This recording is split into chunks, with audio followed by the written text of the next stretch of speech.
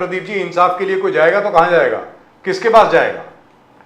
खैर, उसके बारे में बात करेंगे. Let's ask BNK. BNK is with us at the moment, a very senior journalist and of course one of the best known PR men in the entire country. Let's ask him. Mr. BN Kumar, how are you? All well, sir. Namaskar. Namaskar, sir. Namaskar. Jai Hind. Jai Hind. Jai Hind. BN Kumar, sir, you just released your book again. I think in the Lit Fest right now. Yeah. So, BNK sahab, you have seen the Indian political atmosphere and environment change over the years. What do you think has changed? Please go ahead. As children in primary school, starting from 1960 onwards, we got the taste of the politics of that time. Nehru used to speak, and we used to listen to them. And we were witness. I will not say we were witness. My dad was there in the army. He went to the China border during the war time, and of course, as I gained a little bit of worldly knowledge, maybe 70 onwards, I have been a little more active into this field of current affairs. 72 war I covered, in the sense sitting in Hyderabad. I used to daily 71. Yeah, the 71 war daily. I used to take down the notes from the bulletins and go and read out the news bulletins at my school assemblies. Daily for 10-15 minutes, I used to give them a war wrap up. So generally there, and of course my grandfather, maternal grandfather, he was very politically conscious. But of course the sources of information in those days was very limited. RKB, you will be shocked to know that the only time when we used to get to listen to the All India Radio News Bulletin was the regional bulletin at about 6:10 in the evening, and for about 10 minutes from the Panchayat public radio that used to be played on a loudspeaker. That was it. So those 10-15 minutes was good enough, and of course we used to have discussions at home. What was Nehru, what was Lal Bahadur Shastri, things like that. So the family, we had a politically conscious background.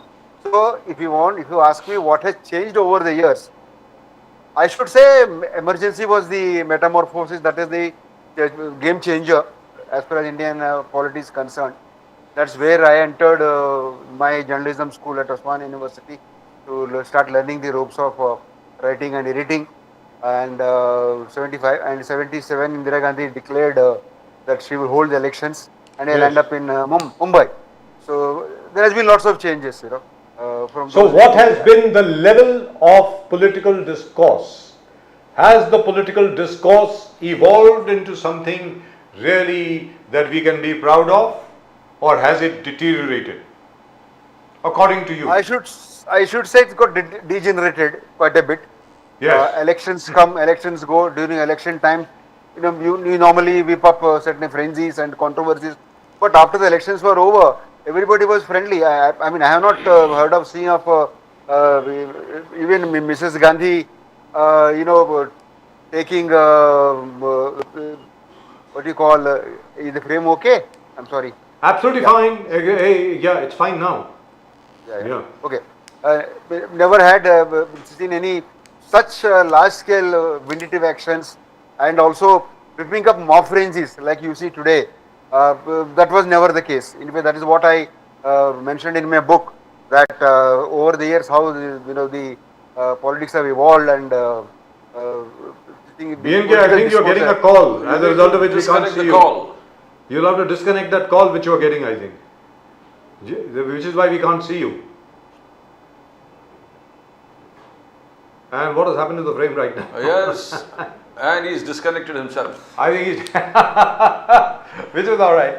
No, but really, what BNK says is absolutely true, because there was a time, Pradeep ji, when politics was something which was very nice in terms of, okay, the fight was as hard as it is now.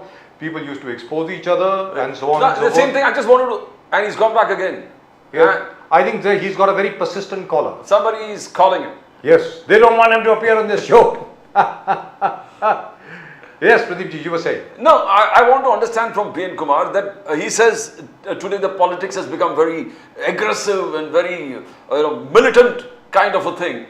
Today, आज ही Prime Minister Modi ने his appeal to all political parties. He said put politics back. The elections are over. Elections are over. I am here to rule for 5 years. The government, India government will rule for 5 years, and I would request the political parties, forget politics, let us do nation building. Let us together come and build this nation. Let us take this country ahead. Let us move ahead. Let us leave aggressiveness and bitter taste. And he said the Prime Minister was not allowed to speak for more than 2 hours. 2 hours, Prime Minister, you try to block the Prime Minister's speech by all the sloganeering that you did in the Parliament. That was bad. They shouldn't That's have done what that. Prime Minister Modi said. I agree with the Prime Minister there. At least the Prime Minister should be allowed to speak, and so should everybody else. And sloganeering is of no consequence whatsoever. Why are you shouting? Let him speak. So you'll get a chance to rebut. Exactly.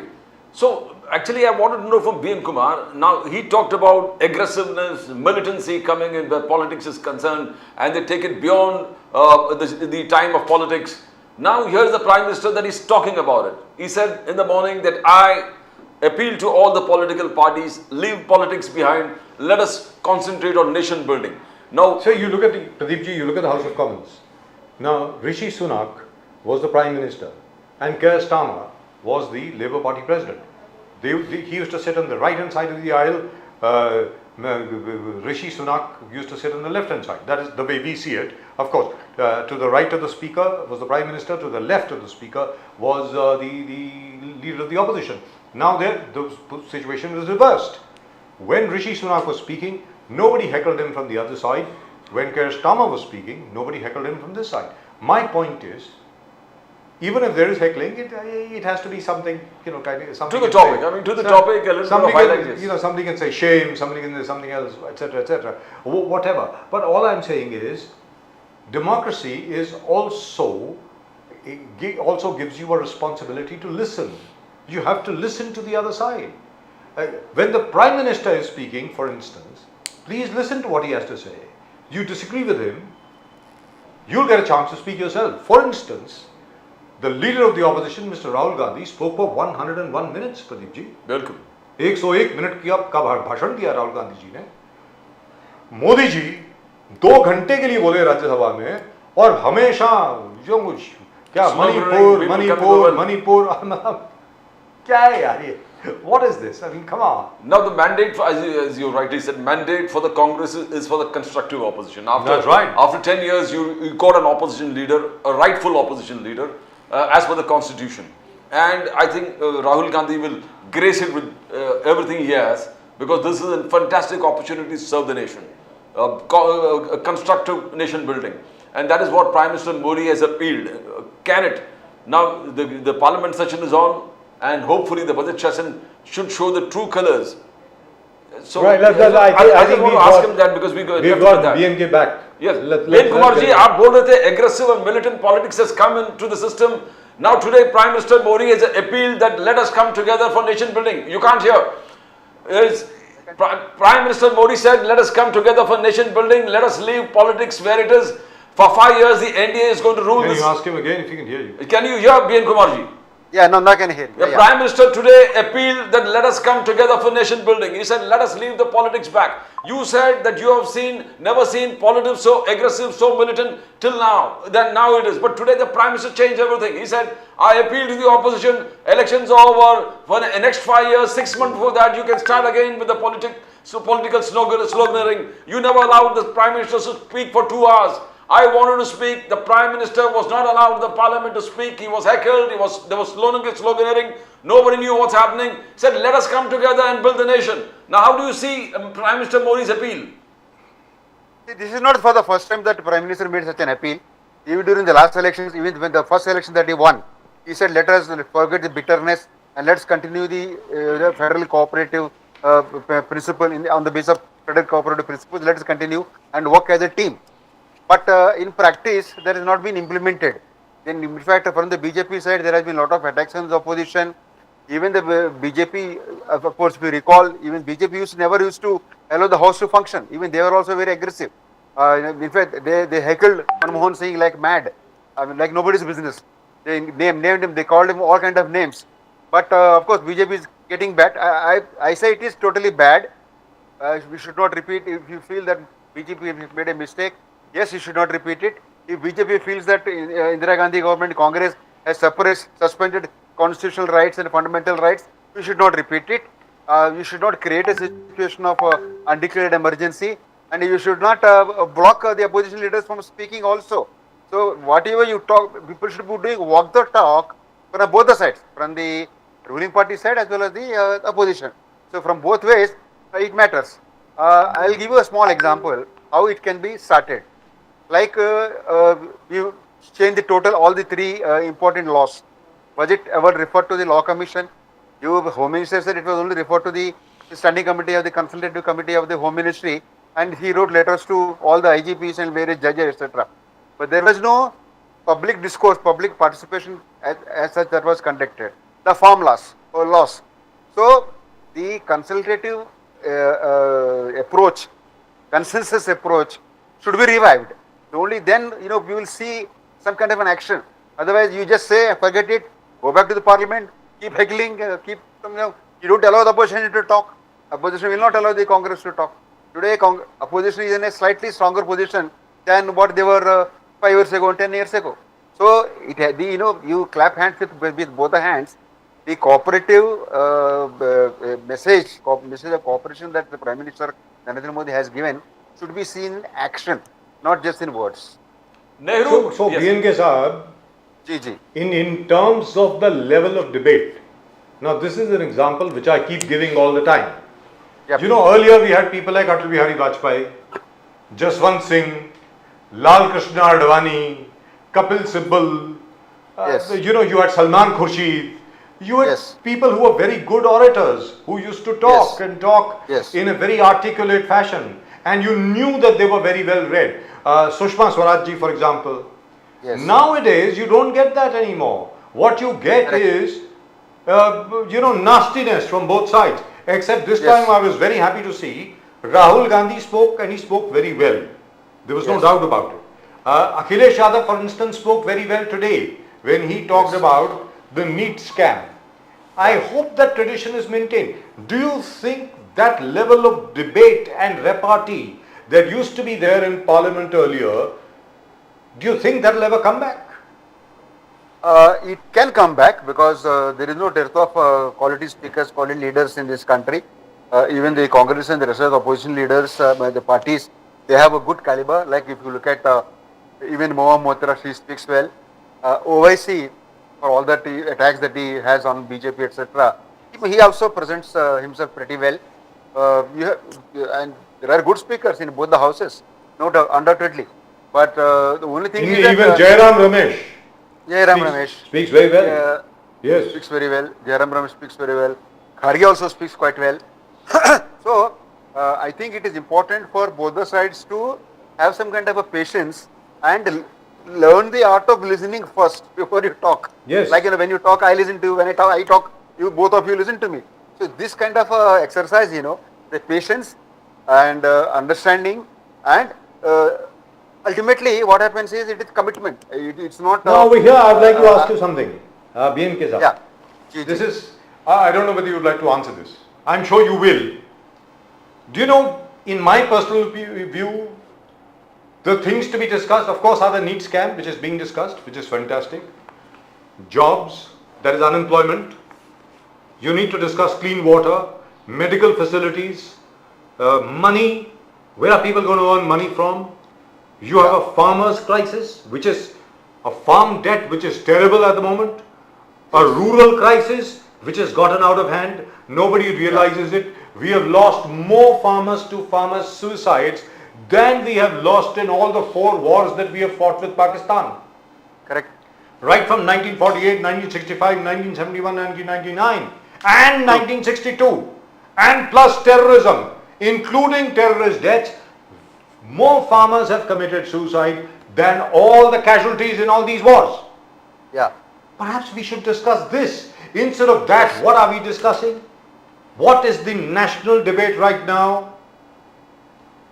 दुकानों पर नाम होगा, कांवरिया के वक्त ये होगा, Hindu versus मुस्लिम होगा, मोहम्मद अली जिना, Aurangzeb.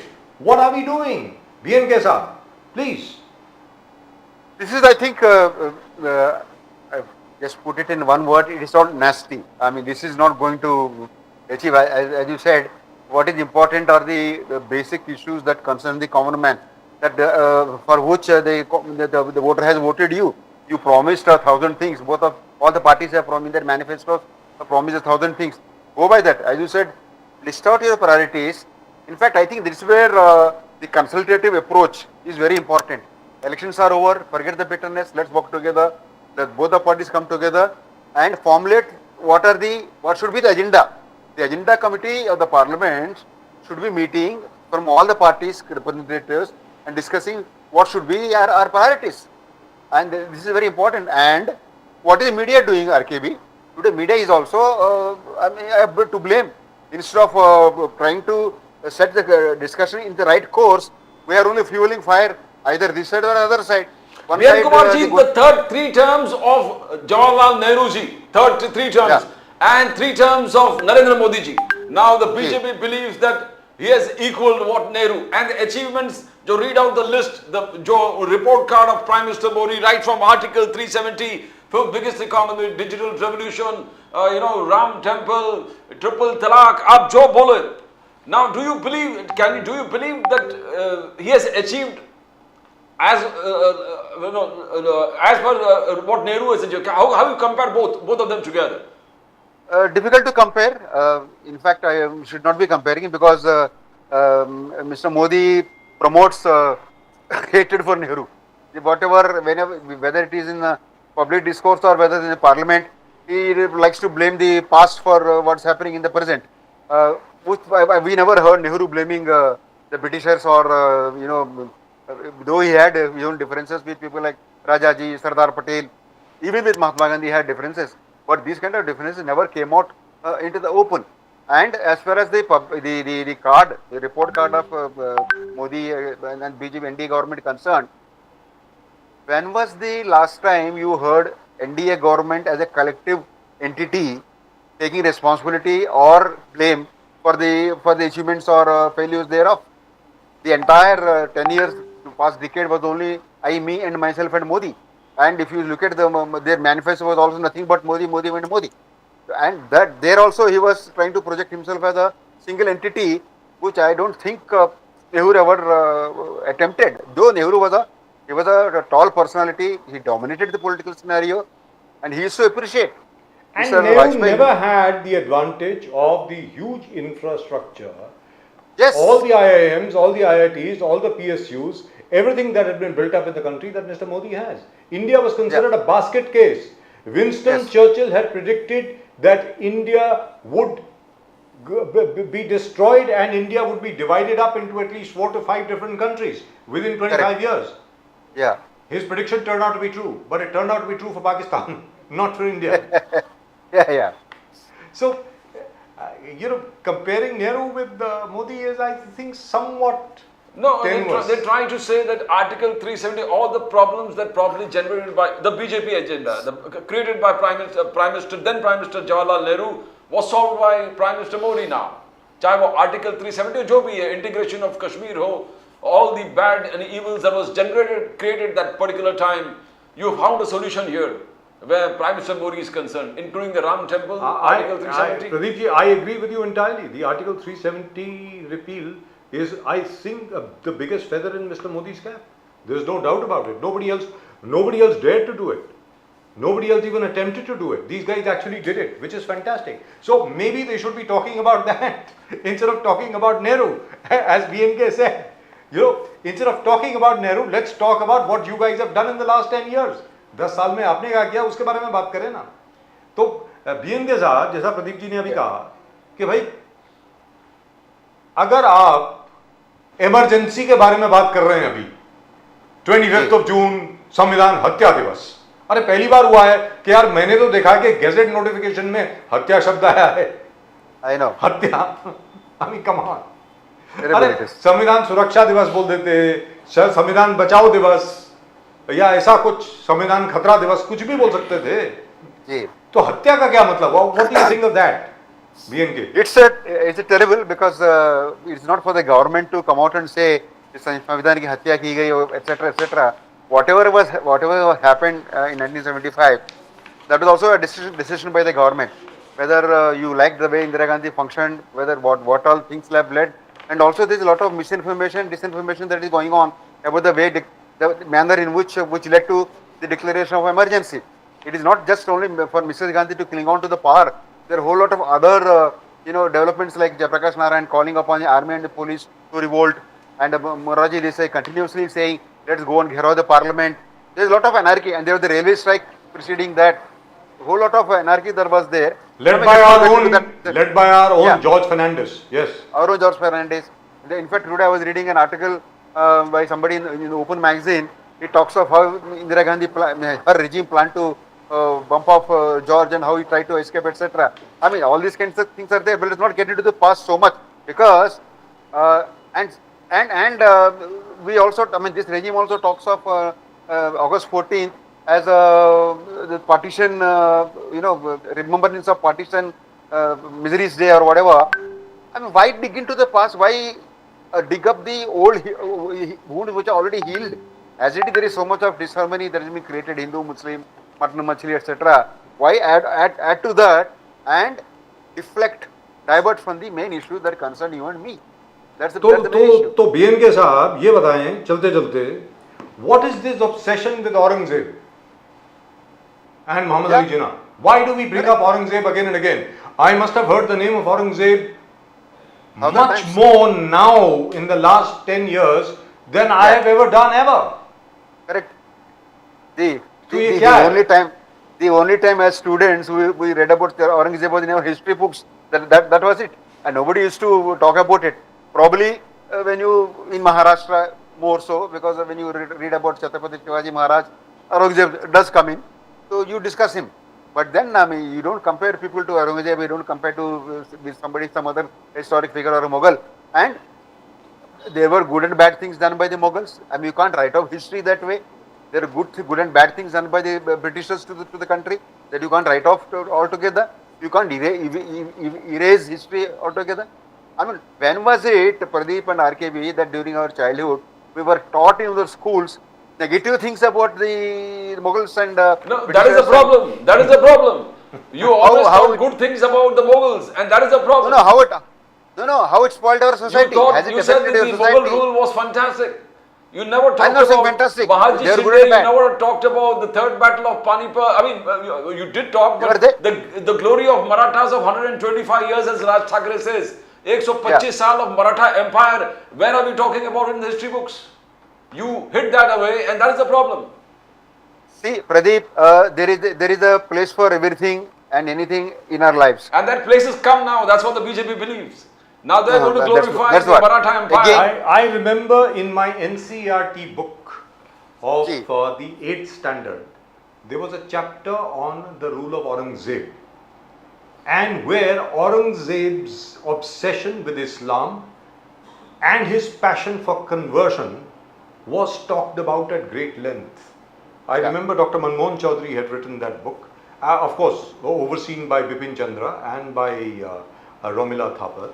But there was a chapter on Aurangzeb which dealt with that, certainly. However, on one thing Pradeep ji is absolutely right. We tended to paper over, whatever was the truth at one time. But perhaps the founding fathers of the nation did not want to reopen old wounds, having just suffered the horrors of partition, where Hindus and Muslims killed each other in a manner which has never been seen anywhere in the world afterward or before. So perhaps they all said कि भाई अभी ज़रा इस विषय के बारे में बात नहीं करते, ज़रा चुपचाप रहिए अभी, let old wounds heal. Do you think now we become a matured enough society where we can discuss the truths in a proper, how shall I put it, analytical way, without communal passions? BNK sir? That's very difficult, because of the way the frenziness that has been going on, particularly the Hindu-Muslim poison that has been injected into the society. The word maturity will not be found in any dictionary today. That's very difficult. Which is why you see these cases of mob lynching at the slightest pretext. You try to provoke one section, tries to provoke the other section. that's very unfortunate situation. It's not going to help you grow anyway. Because So what do you see will happen now? BNK Saab, last question. What do you think will happen now? आगे अभी क्या आपके मुताबिक? Where is Indian politics going? Indian politics are heading for a dangerous trend. It's very wrong from both the sides. They should be, as I said, focusing on the issues that matter to the common man, the people. As I was telling Pradeep, there is a place for everything. There is a place for history, there is a place for geography, there is a place for science, there is a place for economy, there is a place for, and overall there is a life around you. So focus on the life around you, and of course there is no harm in trying to correct the past mistakes or whatever happened in the textbooks. Let experts handle it. No, it is not for a minister or an MLA. I will not be talking about this. One line I would say, Bajaj Sahab ne bola, last question. No, the southern history, below the Deccan, the entire route and trade route and the relations between Southeast Asian countries and the Deccan was never taught in our history. Now you talk about entire Vietnam, Thailand, or China. You had fantastic business relationship where princes and princesses getting married. Angkor Wat. Yeah. Kahan hai history ke kitab ho? That is where Romila Thappar and all these people have to answer the Irfan Nabi आपको पूछा ये history आपने omit कैसे किया? आज भी अब जब बुद्धा का स्टैचू है, शिवा का स्टैचू है, रामायण है, महाभारत है, थाईलैंड है, एवरीथिंग इज देयर. ये हिस्ट्री कहां पर है? नहीं है आपकी हिस्ट्री. अगर हनुमान जी इन थाईलैंड और हाँ यस दैट्स इट. और अगर Amit ji there is Ayodhya in Thailand. Ayodhya there is a place called Ayodhya and Rama is the king from generations the same king Ram. तो ये क्या इतिहास है? It is Rama the 16th or 17th who is ruling right now. ये हमारे इतिहास में कहाँ सिखाया गया? तो आप इस पर डिबेट नहीं करोगे तो how will that means you have left this part of history at all? And why did the rulers then did it? People in ये तो साफ पॉजिटिव चीज है. ये इसके बारे में तो बात होनी चाहिए. Yeah. In fact, if you go to Bangkok airport, people stand there and take selfies with that Samudra Manthan. No, the Samudra Manthan ka huge this thing is there, mural. That mural of Samudra Manthan, yes. Samudra Manthan thing, people take standing. It's called this thing. But I agree with you. As I said, there is a place for everything in this in our society. Let experts handle it. You appoint a expert committee into that, and So you are like Narasimha Rao, appoint a committee. No problem. No, not in the, not just a committee to pass on the situation. Expert committee. Let experts go into that. Historians, academicians, etc. It is not for politicians and semi-literate guys to discuss these things and whip up communal passions. Keep on discussing Aurangzeb isne kya, usne wo kya, Akbar ne kya, wo kya. Sir, Indonesia, the airline is called Garuda. Yes. And their currency has the face of Ganpati and Lakshmi. Yes. तो ये history आपने नहीं कर दिया, ये हमारे बच्चों को सिखाया ही नहीं आपने. And Indonesia is considered to be the largest Muslim nation in the world. True. And they have no quarrels, they have no issues about it. That's right. So I am saying why not here? अरे मैं कहता हूँ हमारे bank note के ऊपर सीखो. अरे लक्ष्मी जी की शक्ल दिखाओ, लक्ष्मी जी की शक्ल लगाओ आज हमारे बैंक नोट के ऊपर. अरे भैया बड़ी बरकत होगी. आजकल जो पैसे आते बाद में खर्च पहले हो जाते हैं. लक्ष्मी जी की शक्ल लगाओ वहां पे, हो सकता है बच जावे, सेविंग्स अच्छी होंगी. राइट बीएनके साहब, congratulations on your book. Let me point out to everybody, BNK's book is at the moment available on Amazon. You can order it on Amazon. And BNK is a very dear old friend, and next time when he comes, which I hope will be very very soon, we shall talk about the environment and all about that temple issue which has been plaguing one particular part of the city, which is absolutely terrible. I hope it gets resolved very very soon. Thank you very much BNK. Thank you. BN Kumar sahab. Namaskar. Thank you very much. Thank you very much. Namaskar. Namaskar. Well,